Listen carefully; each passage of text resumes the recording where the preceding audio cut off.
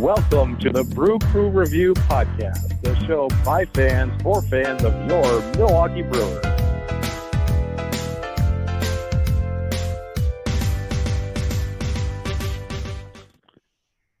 All right, Brewer fans, welcome back to another Brew Crew Review Podcast. I'm Craig, and joining me today is Scott. How are you doing, Scott?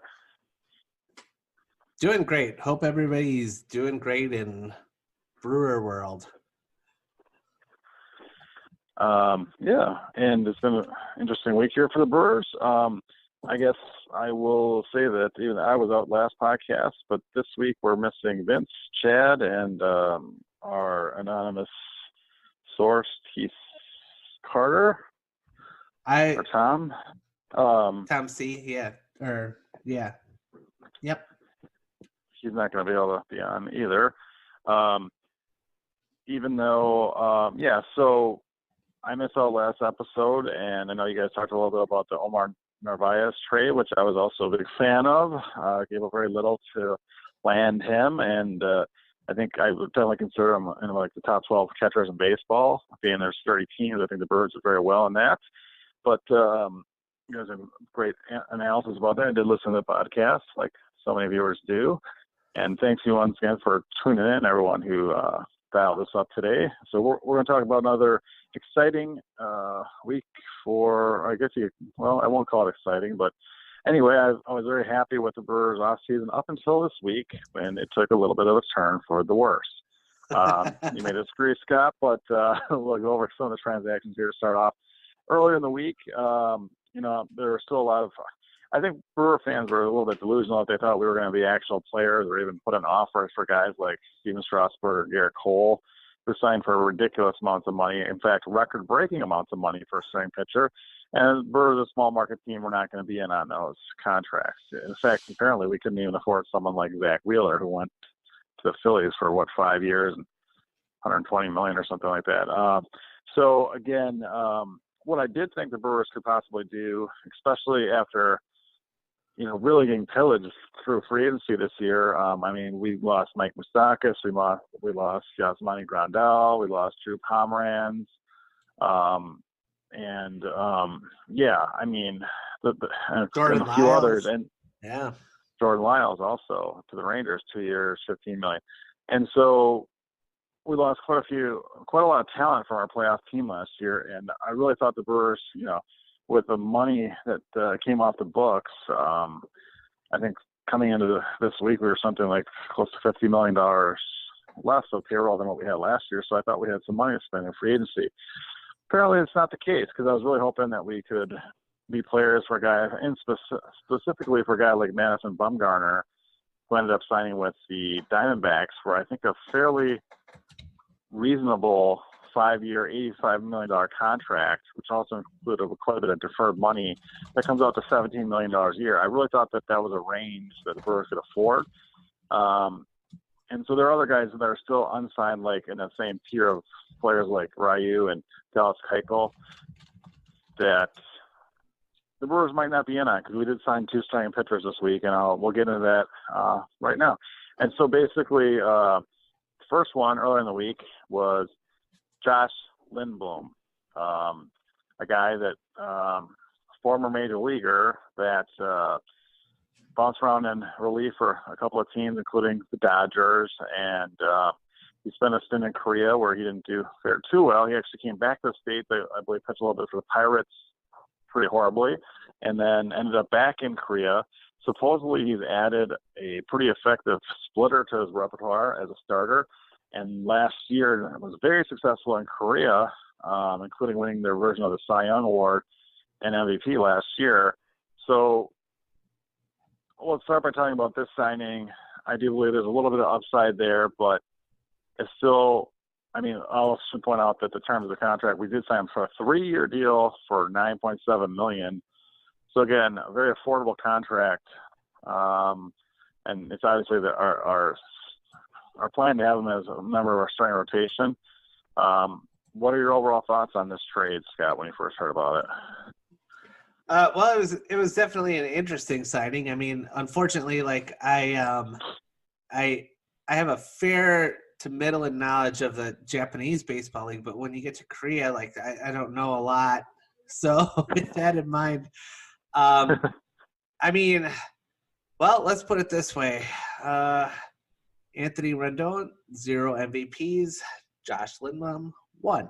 So pretty good signing there. I mean, considering it's only $3 million a year, right? I don't know. I mean, like, we'll see. I mean, for some reason, the first thing I thought of was like different leagues, obviously, but like Mike Mikolas was a guy that the Brewers were in on. Cardinals wound up signing him, and he's obviously pitched pretty well for them.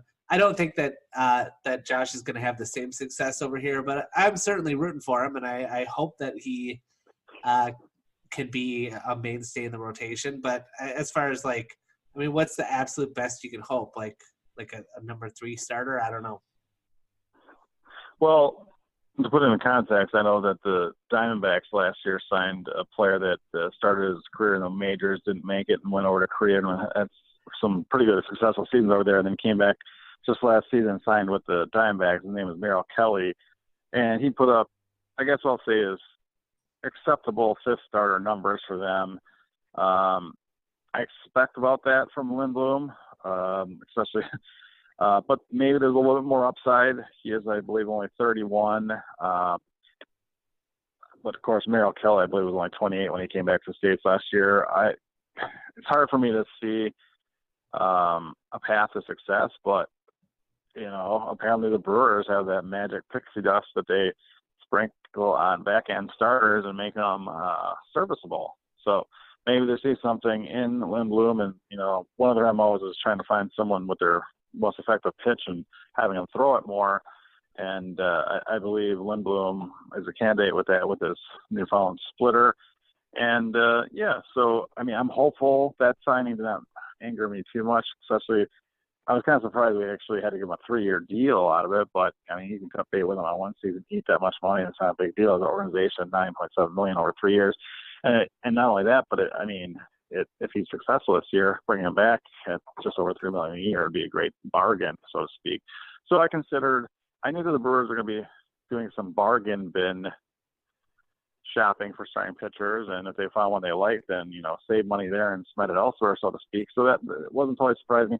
I didn't think that I was hoping it would be more like a bargain bin Julio Teheran or a coming back from injury type guy like a Taiwan Walker, or even was kind of hopeful Michael Wacha maybe, who signed with the Mets coincidentally. But instead, I kind of consider a little bit more of a dumpster diving for Mr. Lindblom, who has had a career back and forth between countries and whatnot, and maybe his newfound success is something that can translate into the majors now, finally, at his age. And if it's with the Brewers, awesome. So, you know, I wasn't too upset with that signing, and I'm hopeful that there's something good that comes out of the signing. And worst case scenario, you can stick him in the bullpen for that amount of money or whatnot. So, but that brings us to the signing that did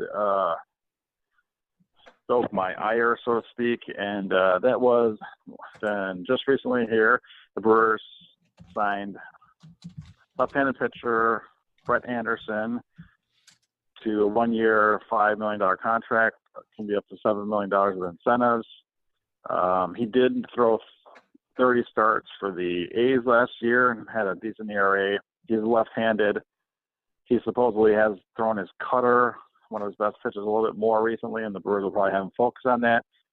So I'm hopeful that he can be better than he has been, but he's been very injury-prone, and do not like him, do not like the signing, and it also tells me that we're not going to be signing a better free agent pitcher, which is disheartening, especially with the amount of money we still have in the payroll that's open. But anyway, that's my quick take on it. Scott, what's your feelings about Brett Anderson? Much like Lindblom, I guess both of these guys can be extreme ground ball pitchers with their cutter. So it's definitely something where if they have that pitch going, they could be really successful. I don't know. Maybe it was something where they mixed in too many of those pitches. Maybe it's something where they're going to be even more heavily reliant on that. Obviously, Cutter is one of those pitches that really kind of taxes the arm a little bit. But if you're signing these guys to shorter deals, maybe you're not too worried about that. Maybe you're more concerned with their individual success and the success of the team. I can't say that I expect any of these guys to, to be an ace or anything like that. And I could definitely understand some of your frustration and the frustration of, I guess, all Brewer fans when you look at it. And just like you said, I mean, our payroll is, $50 million less than it was last year. Where are they going to spend this money? Like, I mean, it's not like it rolls over from year to year and we're going to say, oh, we're going to spend $200 million next year. It's not going to happen. So with that being said, I mean, it is only December, so I'm hoping that maybe there is going to be like a little bit more of a splash, and the team starts to kind of, I guess, take shape, because we definitely still have like holes at first, holes at third, and I mean, it's not nobody expects us, like you said, to have like the big splash. I mean, we never do that. And even when we have had a big signing, it hasn't usually worked out. It's almost never worked out. But I don't know. I guess at the end of the day, I just have to trust that what Stearns is doing. And, I mean, he did make the moves late with Yelich and Kane last year. So maybe he's plotting something big down the road. But for now, I could see it's hard to be patient, but I'm trying to. Well, it's interesting that you should point out that maybe a big splash is coming. I think it's almost alarming how different this baseball offseason is compared to last season. Last year, there was no movement in the free agency as of the middle of December last year, like very little to none. And there were a lot of big name free agents that sat out there on the market well into January, well into February, until the Brewers got lucky, and some guys are still sitting out there with quite a bit of talent, like the Yasmani Grandal and Mike Moustakas, and they were able to sign those guys. If you look at the free agents that are still out there now, as they're getting gobbled up on a daily basis, we're getting to the bottom of the barrel. I mean, at this point, I'd only consider maybe like there's 3 free agents that I think that are significant free agents, and 2 of them are starting pitchers in Ryu and Keuchel, which I think that we're going to not sign. So that leaves with Josh Donaldson as like one of the only marquee free agents that's going to have a hefty payday, most likely, of a few years and $20+ million a year. I joke that we kind of delayed starting this podcast like 15 minutes because I wanted to give Josh Donaldson 15 extra minutes to accept the Brewers 1 year, $9 million offer, which is obviously a joke. But that's, the Brewers are not players in these top free agents. And a lot of it makes sense why we're not. But some of these mid-tier guys that we're not signing, like a Madison Bumgarner or Keuchel or Ryu, is alarming to me that we are, not – we're just going with these retread types. And the thing about Lindblom and Anderson that really bothers me is any time that they take an starting pitching inning away from some of the younger guys that still have some potential, like Freddie Peralta or possibly even Corbin Burns, it just angers me, because I think those guys need major league innings and they still have potential to become something that is controllable. And here are these guys on short-term deals, especially Anderson, that to me it's there for depth. I guess you can cut bait on them if they totally suck or are injured or whatever. But I mean, it's just a waste of a roster space in some ways, because it's going to be taking innings from guys that I think should be getting them. Yeah, I mean, I could see that. I think I don't know, because, I mean, you look at it like a guy like Corbin Burns, who I think we root for more than anybody. I mean, this was a guy that was just an absolute dominant reliever. Taylor Williams, another one that, like, I thought was going to be like have a really good breakout year this year, and just absolutely fell apart. So at the same time, like, I can't picture either of those guys being on the major league roster until they get it together. Like, we can't give away wins in any way. The NL Central is getting better and better, it seems. I mean, we'll throw Pittsburgh out of the mix as usual, but The Cardinals and Cubs are always competitive. They always have a shot at winning the division. And the Reds have done a great job of building together a really formidable starting rotation. And obviously they stole Moustakas from us. They've done a really, like, they've turned that franchise around a little bit in the last couple of years. So, I mean, right now on paper, are we the fourth best team in the Central? I mean, that's scary. Yeah, and some part of me thinks that perhaps what I'm calling these mid-tier free agents that we're missing out on also, even though we have the money, perhaps the Brewers don't value them as highly, and obviously, or they're just losing out on them. You know, you never know specifics. It might be a little, like we always speculate, you know, team want to sign to play in Arizona where it's nice and warm, or here in Milwaukee, regardless of the competitiveness of the team. I don't know. I always think it just comes down to the most amount of money. So we're just probably not offering the most amount of money or the length of contract or whatnot. Or we just don't like the certain guys that are out there this year. And perhaps we even looked ahead to next offseason, like, hey, these free agents we're interested in, maybe we should, you know, break the bank and spend, you know, lock up any of our payroll and multi-year deals so we can have more flexibility next offseason. So I don't know. I'm just speculating and spitballing at this point, but do you think that there's any chance the Brewers are like willing to make 2020 their 50th or 51st year of the franchise, kind of like a slight step back, not a rebuilding, but like kind of like a reloading year, and then, you know, knowing beyond this year we still have 2 more years of Yelich, and then kind of really being more aggressive in the next 2 years, or have a long-term plan. I don't know. It's just hard for me to see the Brewers, with the amount of talent they lost, so you know, this year in free agency, to be able to still recoup that what's out there. And so there's no doubt I think that we're a lot worse of a team as it stands right now going into 2020. So I guess what are your thoughts? Well, I guess the one big thing that I always look at is, like, this is a team where, I mean, we have the MVP from the previous year in Christian Yelich, who probably should have been an MVP this year as well. And this is a guy that is the absolute cornerstone of our franchise. And right now, he is slated to become an unrestricted free agent in 2023. So that gives us 3 seasons left with Yelich, assuming that we can't extend his contract, which I think it's unlikely for us to be able to extend his contract. I don't know. I mean, it just seems to me like he's going to command so much money that I'm not sure that a market as small as Milwaukee is going to be able to invest that much into it. So I'm not really sure what to think of that. That means that we have 3 seasons. That's basically sort of our window. And I don't think we can afford to take a step back on a year like that. I mean, 3 seasons is not a lot, especially because you figure that last season, if we're not going to be able to re-sign him, we're probably going to wind up trading him for like some kind of a large haul. So if that means we really only have 2 seasons, we have 2020 and 2021. So we definitely can't afford to take a step back. I agree. But one thing to also consider is maybe they're basing their future payroll, including this year, into trying to fit Yelich in the budget and possibly even preparing to making him an offer starting maybe next off season, where they're like, hey, we'd like to extend you. We'll pay you more in the next 2 years than you'd get in arbitration, but then, you know, a little bit lesser amount in all the years beyond that, which you probably get free agency, and kind of lock him up. You know, he probably, you know, at this point, he probably likes Milwaukee, likes his teammates.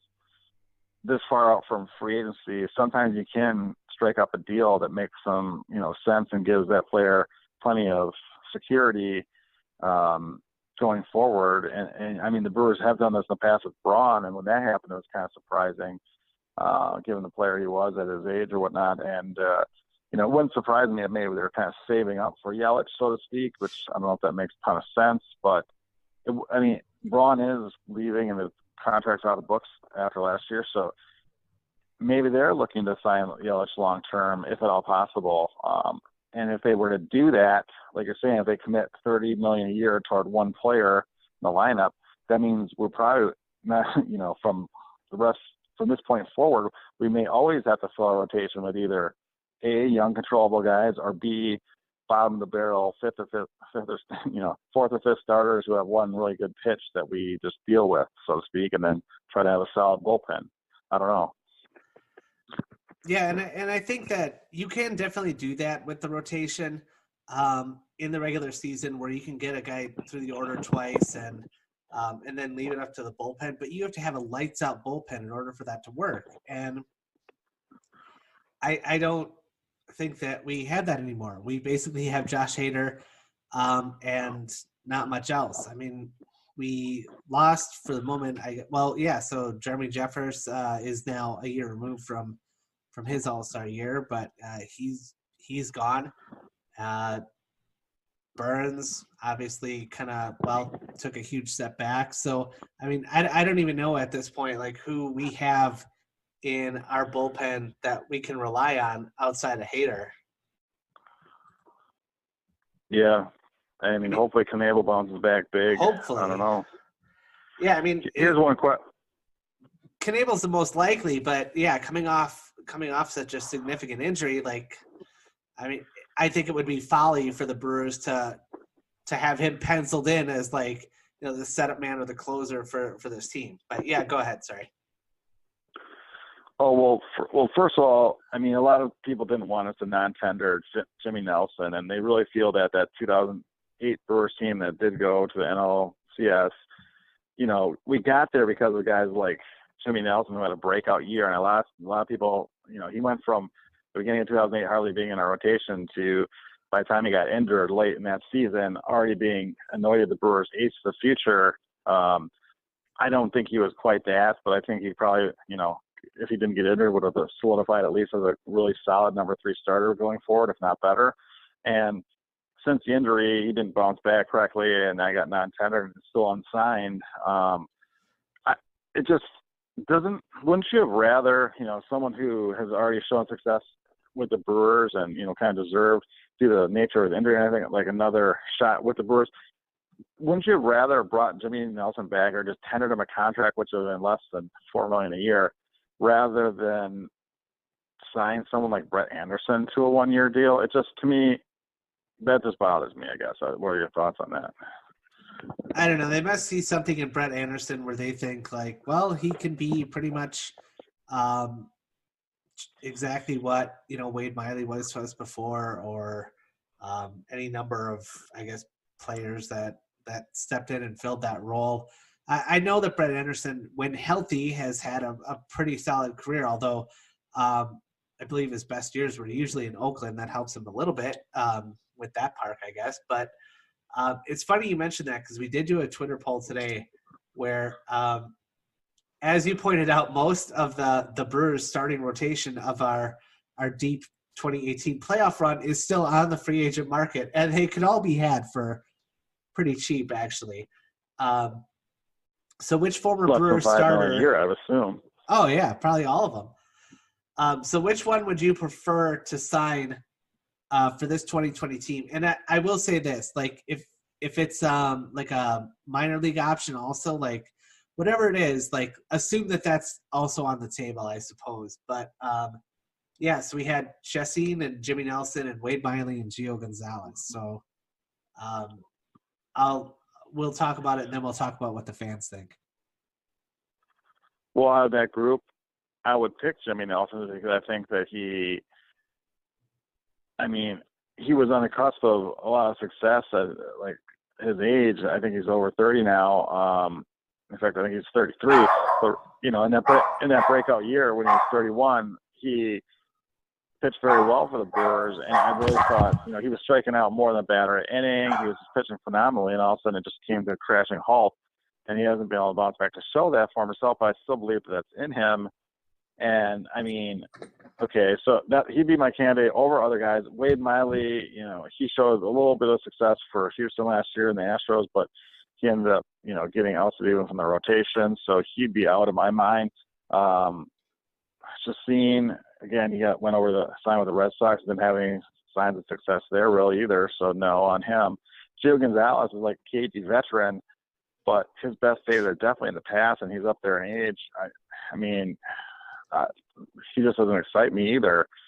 I do like him more than Brett Anderson, but with that being said, my answer to your poll is I'd rather bring back Jimmy Nelson out of that grouping, but obviously we're not going to be bringing back any of them. Yeah, I guess Miley, I suppose, makes the most sense, I guess. But if you could get Jimmy Nelson back on a minor league deal, or even Chassin for that matter, I think that both of those are the most likely to really turn it around, I suppose. But I don't know. It's tough. It's just amazing to me how far we got in that run, and here we are. Like, I mean, they're all in the free agent market. You could have the whole rotation short years ago. Yeah. And a couple of other members of that rotation are no longer even with the team 2 years later. So our entire rotation is gone pretty much. I mean, because you're talking about Chase Anderson and Zach Davies as members of that rotation too, and they're no longer around. So you're talking with a completely fresh new start 2 years after we made the 7th game of the NLCS. It's kind of amazing. But it might also show the Brewers' hand that moving forward that they are comfortable identifying cheap guys that can go about 5 innings a couple times their lineup and then turning over their bullpen, and that might be their new MO moving forward. And it doesn't even matter who the guys are, So, but I think coupled with that, they really need to make this model work. They need to have success drafting, developing their own pitchers, and that's why I think they're not totally giving up. I mean, they had great success with Woodruff, obviously, and I think that they're not totally giving up on Freddie Peralta and Corbin Burns, and that they'll have some shots with the rotation this year too. So who knows?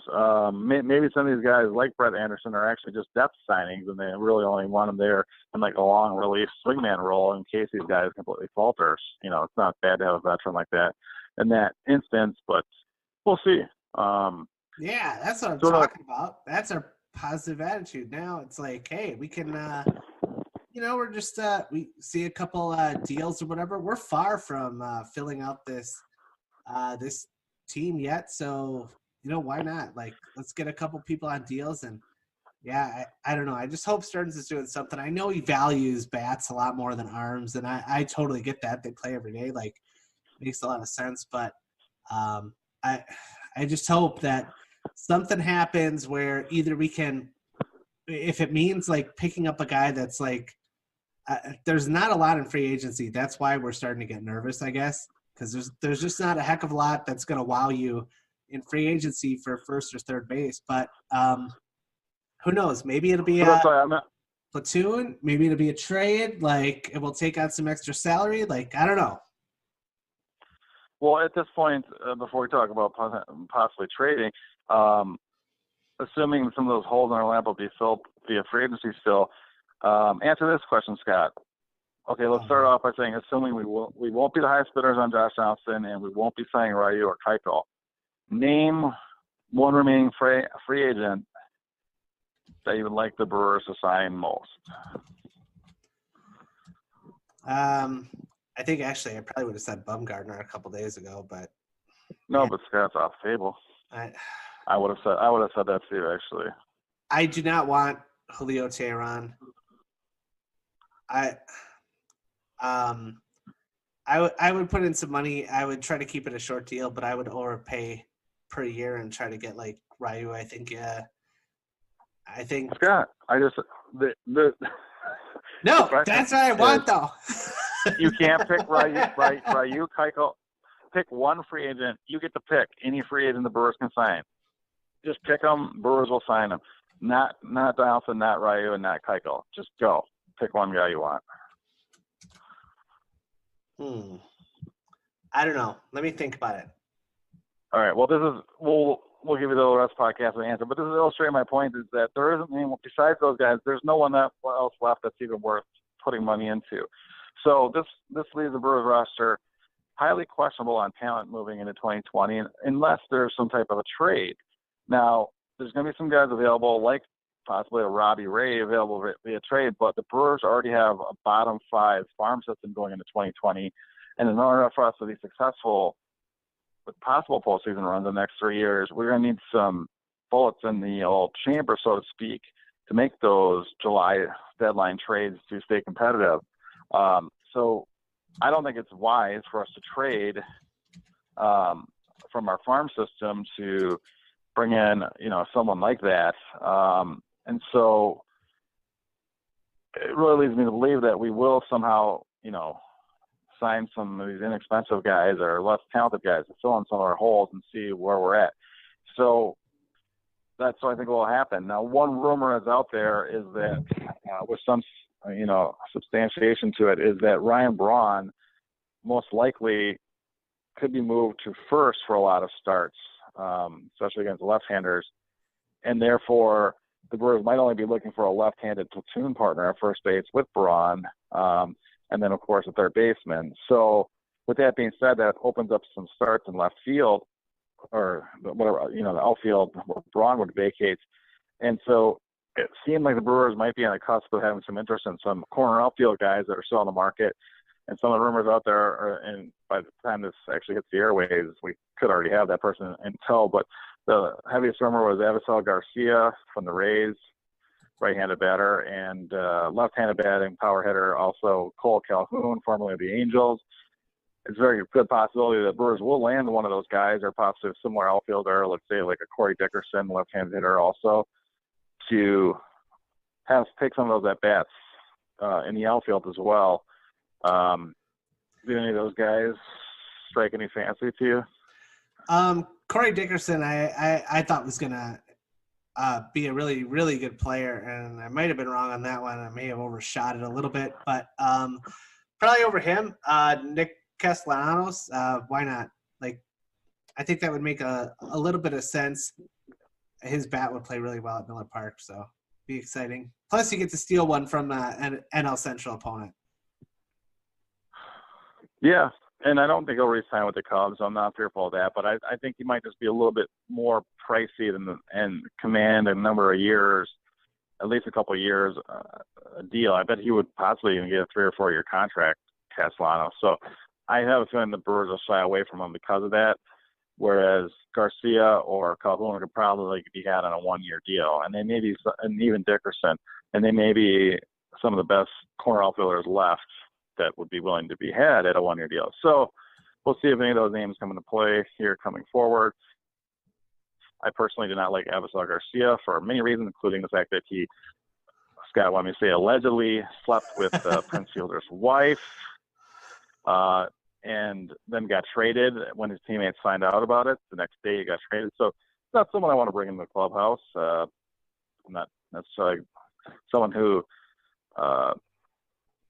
has to require big moral standing from players, but I don't know, sleeping with teammates' wives is kind of crossing the line of clubhouse etiquette, in my opinion. So anyway, probably not him, but it's a very good possibility he's already a Brewer by the time we're listening to this, unfortunately. But, I do Calhoun, not a huge fan of his. Those guys are kind of like Dickerson the best. Who knows if, it's not some guy even off this radar that the Brewers are looking at.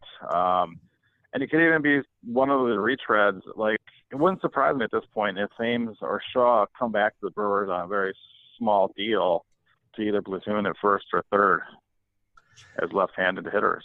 Yeah, at this point. Definitely a possibility.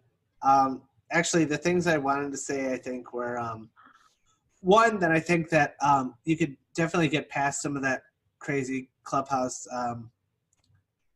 I guess theatrics is the best way to put it. Because like I said in our pre-production meeting, that happened in the movie Major League. Ricky Vaughn slept with Dorn's wife, and Dorn just, he punched him in the post-game celebration, but then he helped him up. And so maybe that's all it's going to take to maybe Braun or Counsell will have to punch him, and then it'll be like, okay, now you're a teammate. But also, I guess we're mentioning all these free agents, and I know, we hear Rendon's deal, we hear Strasburg's deal. We're like, oh, I wish the Brewers would have got into that. Absolutely not. There's no way, no shape, no form. But recently, the last couple of deals, like Bumgarner's deal, we could have done that. I doubt he would have wanted to come here, but that's a deal I would like to see the Brewers do. Tanner Rourke, I think he only got forget what he got, but I remember 2 looking years, at the deal. $24 million. Yeah, 2 $12 years, million a 24 year, million. and not a big contract. Like I would have been totally down with that actually. The trading for Corey Kluber, like they didn't really get much, the Indians, in my opinion. So, I mean, I don't know that we have much left in the farm system to get that done, but I'd like to think that we could have. So, I mean, that's a great point. I forgot to mention Kluber. That actually really bothered me. The Brewers were in on that. I think most other teams might have been bothered by the little return the Indians got for Kluber. Again, he's a little expensive, nearly $18 million just for this year. I think he's got a club option beyond that, which is kind of nice, actually, since it is a club option for 2021. But I thought that would have been he would have been a perfect candidate to be this year's Grandal or whatnot. You know what I mean? Like, we have him in the front of the rotation. We don't have to give up much to get him. And if he does well, awesome, then you could possibly, ride him into the playoffs. Or if we're not contending, then trade him off for prospects that you might have lost acquiring him at the deadline. Yeah. And there you go. If he's injured, well, then you lost $18 million. But it's a chance that, you could have, and then you decline the option, obviously. But to me, with the amount of payroll that we have, nearly $50 million less than last year as it stands right now, that would have been, to me, a wise place to spend the money because he's got a track record of success and, one Cy Young Award and everything. So I was baffled that that trade went down and why the Brewers weren't in on it because, I don't know, he really could have made a difference. But yeah, we're at where we're at. So, I mean, like right now, like fan sentiment, I just think is probably the lowest it's been in like the last 2 years. Like, I mean, I just don't see that this team is built to make the playoffs, much less like make a run. And I think that's where it's frustrating. But again, we just have to like, we just have to be patient and just think like, hey, we're still per Vince about 100 days away from opening day because he posted every day on our Twitter at Brew1. I may as well throw that out there too. So yeah, we got time. Or is that until opening day or is that until pitchers and catchers report? Damn it, I should read. I think it's opening day. I think it's opening day. I'm trying to do math on the fly. It's not working very well. I'm like, wait, what month is it? Opening day, yep. Late March this year, opening day. But yeah, I mean, we lost a lot of talent. And people are like, oh, it's still early in the offseason. Well, if you look at the free agent list, there's really not that much talent out there. And obviously we could swing trades or whatnot. But what are your thoughts? So the Brewers could, since we didn't do a trade like Corey Kluber, there is something to be said. What are your thoughts on, quote unquote, buying a prospect by taking on someone's unwanted contract? There's a couple of them floating out there that are kind of positions of need. Let's throw out there Jay Happ of the Yankees. Since they signed Cole, they obviously don't need him. He's, I think, making $17 million this year. We could probably get either quality major league player or top prospect attached to his contract when we took that on. I don't know your thoughts about that. Or even a guy, David Price is being shopped. He's only owed 3 more years at I think $32 million a year, which is ridiculous. But I mean, if Boston moves him, they probably might attach the prospect and eat half that money, or close to a third of it at least, in order to move him. I don't know if that entices you. Or on the flip side of that, someone like, Will Myers, I know on the Padres, I mean, he's sold 3 years, $60 million or something like that. And we could probably get a prospect for him and he could play first base and outfield for us. I don't know what your thoughts are on a deal like that. Could the Brewers use their open payroll, so to speak, creatively to actually kind of buy a prospect, so to speak? Yeah, we can definitely do that. It's probably a good idea. It's just the thought of it for some reason kind of disgusts me a little bit because it's sort of a bailout. Like, it's not like I get it. It helps us rebuild, our farm system, which is in real rough shape right now. But at the same time, like I just look at it and I'm like, no, I don't want to bail out a big market, and take on their mistake. Or like even the Padres, who, obviously not a big market, but I'm like, I don't want to be like, oh yeah, we'll bail you guys out for giving that ridiculous contract out. Like, there's something about it that just seems inherently wrong. But I get it. If there's a market deficiency there and you can rebuild with it, and if you have the low payroll, then yes, it makes sense to do it. As much as I hate it, I did want to also briefly toss out that when it comes to making trades, like to actually acquire talent, there's not a heck of a lot left in our farm system, or I guess in our actual roster. But the one person that was floated out there recently by Stearns was that he would listen to offers on Josh Hader.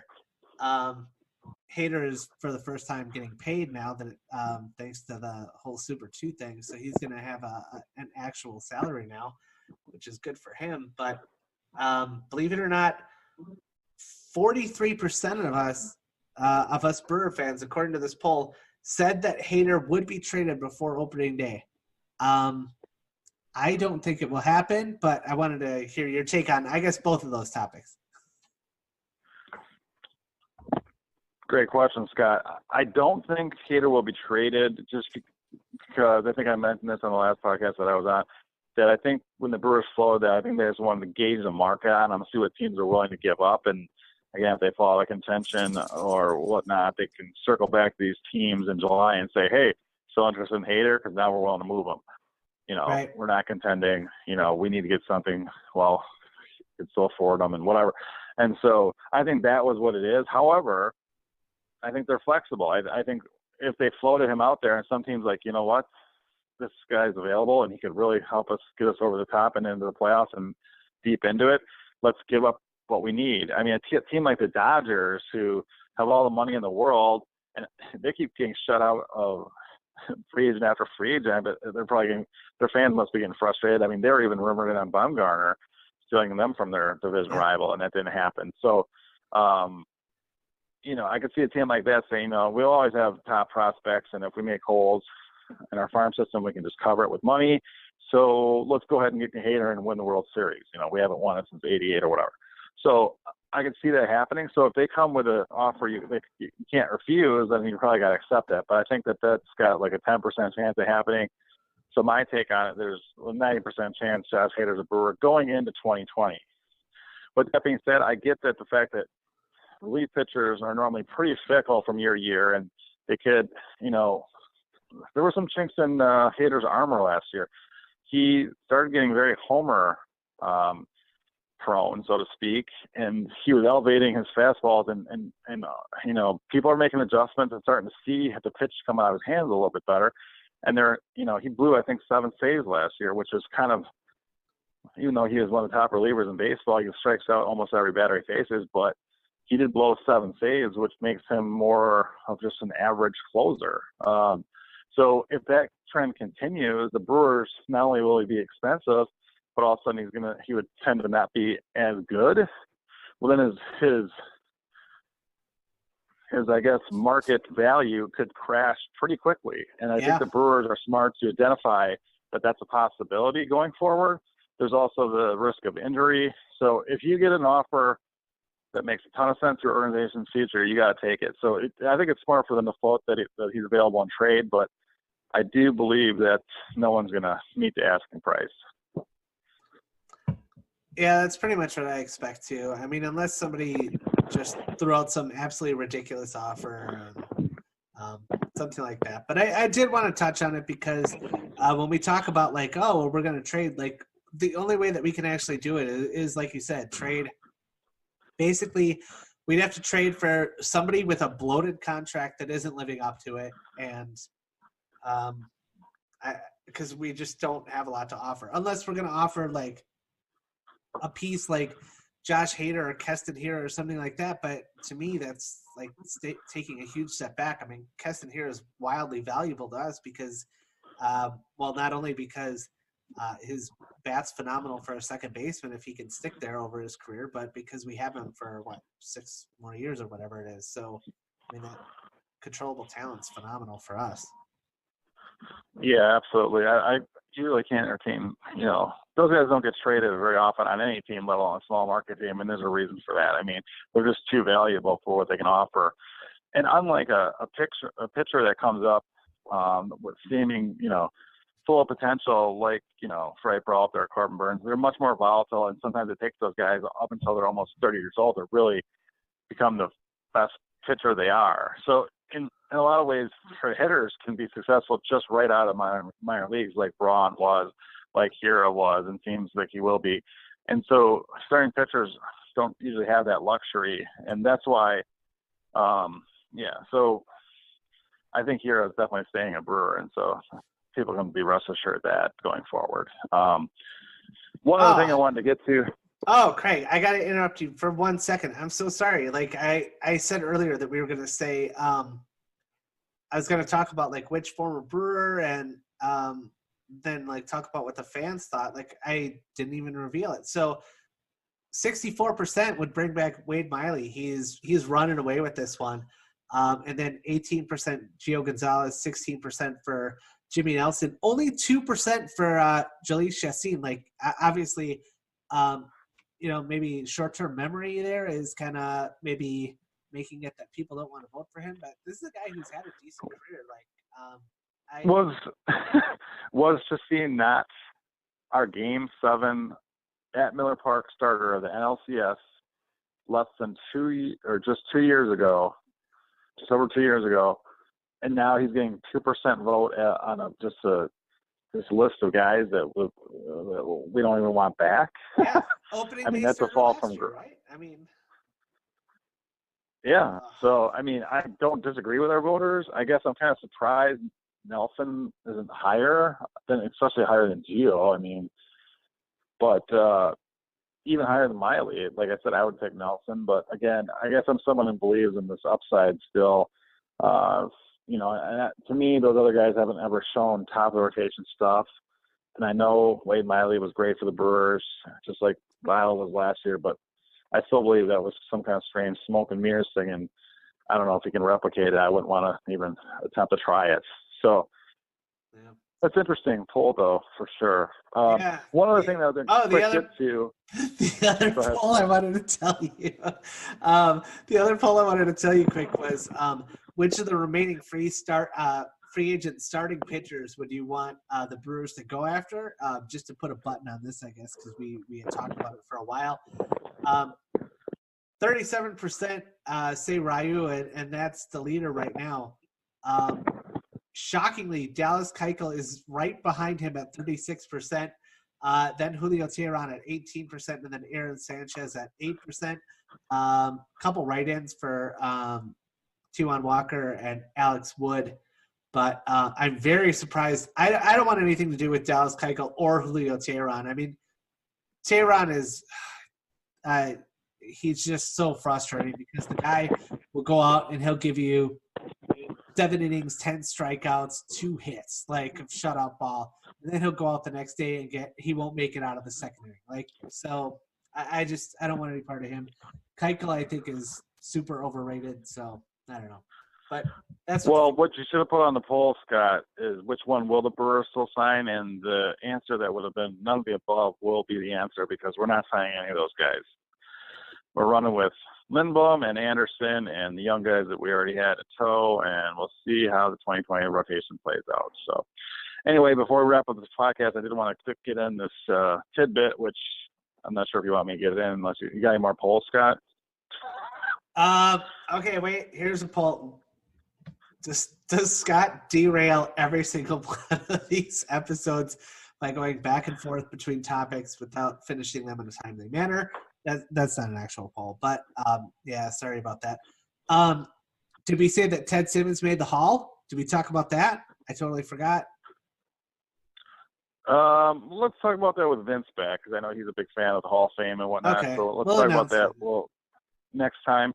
But yeah, congratulations to Ted Simmons, former Brewer, who has made the Hall of Fame. We'll get into that a little bit more. But what I was going to quick mention, just as a tidbit, the Brewers did not select anyone in the winter meetings Rule 5 draft, and they also did not lose any major league players on their 40-man roster Everyone thought Zach Brown might be picked, but he was not, so he's still in the organization.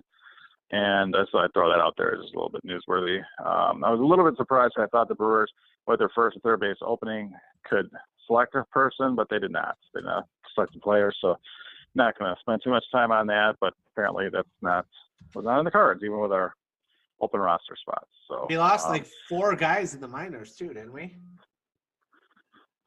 Yeah. None but of to them me, they Zach were all Brown, fairly insignificant. And the minor league phase of that is usually not too earth-shattering newsworthy. So, but we'll see.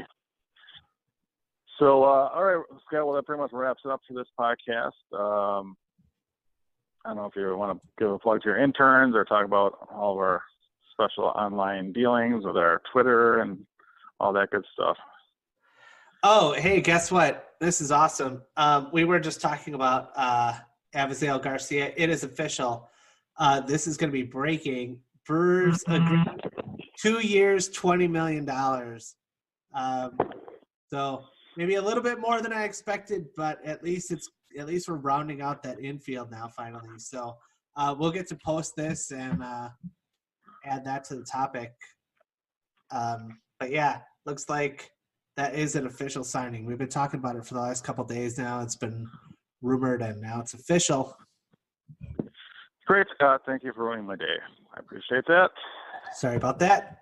Don't blame me. Blame MLB for giving me that tweet. All right. Go Brewers. So, I don't know.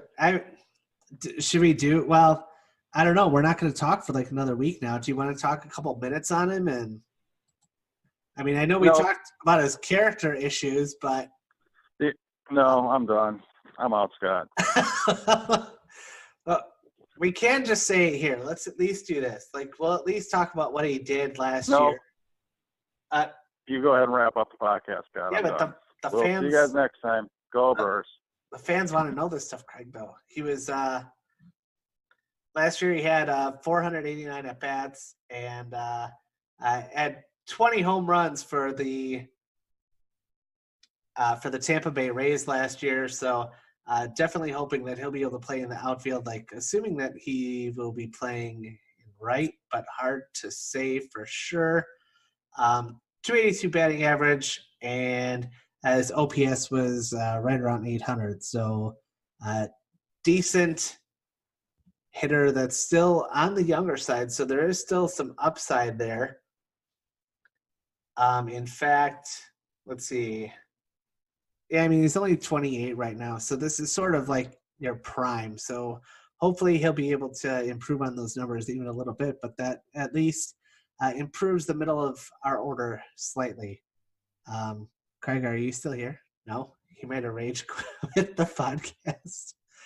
Well, I'm not sure that we're going to do another episode before the holidays, so I wish everyone a happy holiday and thank everyone for listening. If you enjoyed this or even parts of it, please tell a friend and have them listen because we could definitely use it.